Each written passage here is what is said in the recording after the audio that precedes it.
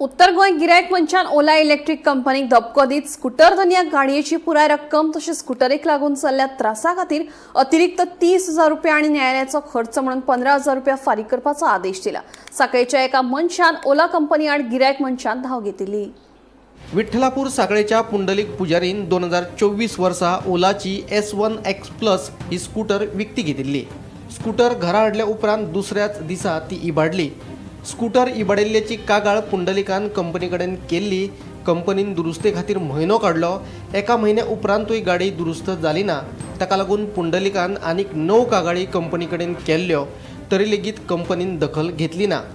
पुंडलिकान कामार यो वच करपा खातीर स्कूटर घेतिल्ली, पूण स्कूटर मदीं मदीं बंद पडपाक लागिल्ल्यान ताका बरोच त्रास जालो।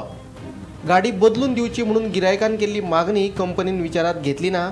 ताका लागून पुंडलिकान गिरायक मंचा कडेन धाव घेतिल्ली।